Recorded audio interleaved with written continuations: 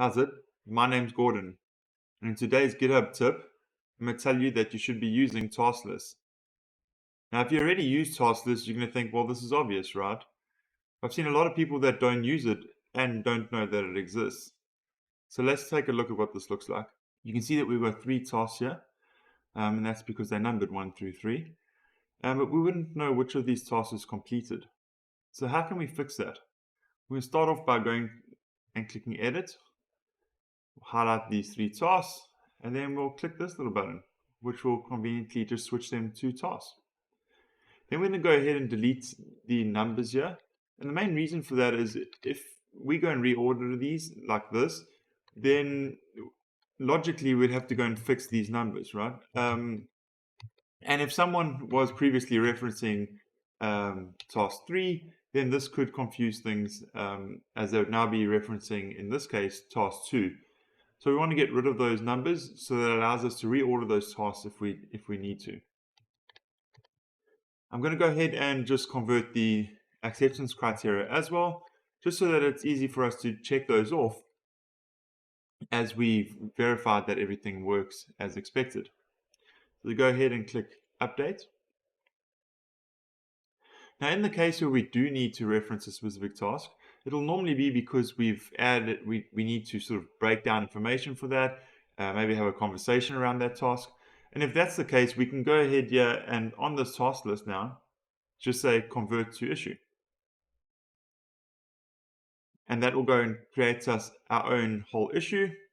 And you can see we can go and detail this out as we need to. We can have a conversation about it, add more information, whatever the case is. But overall, it still lives as part of this, this previous task.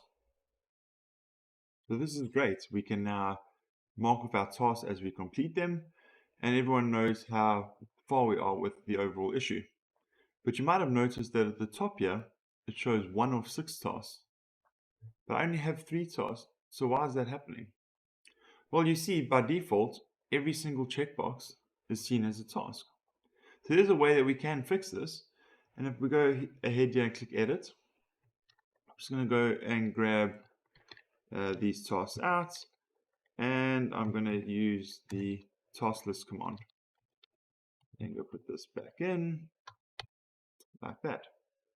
Now if I click Update, you'll see I have a task list. You also notice at the top here now, this says 1 of 3 instead of 1 of 6.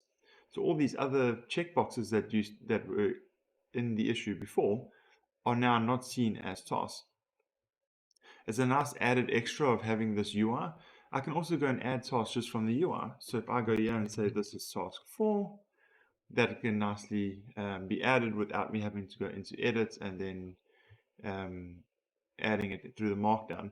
As well as from here, I can easily go and reorder this around as I need to without having to go into the editor, which is great for users that aren't very comfortable with markdown, and overall is a much greater experience in the GitHub issues. Now, of course, you can still do the normal stuff that you could with the other tasks. So for example, you can click here and convert that to an issue. You can, as we've seen before, easily mark stuff as done. Now you can also click on it and edit, as well as directly from here, you can see who is assigned to the issue. So if we had to go and open up this issue and we change who's assigned to it, and then we head back to our other issue, you can see that it now shows that this is assigned to both of these users, which is quite cool. It's a much better user experience. At SSW, we have a rule specifically around using task lists, as well as a bunch of other rules that will help you use GitHub much more effectively. I should probably also mention that this feature is currently in preview. So if you head over to the GitHub previews page, if you don't see it lighting up for you, you can click on task lists, and then from there you can select task lists, choose your organization, and then you can join the waiting list. That's all I have for you today. I hope you found this GitHub tip useful, and please remember to like, share, subscribe, and comment down below with any thoughts that you have. Thanks.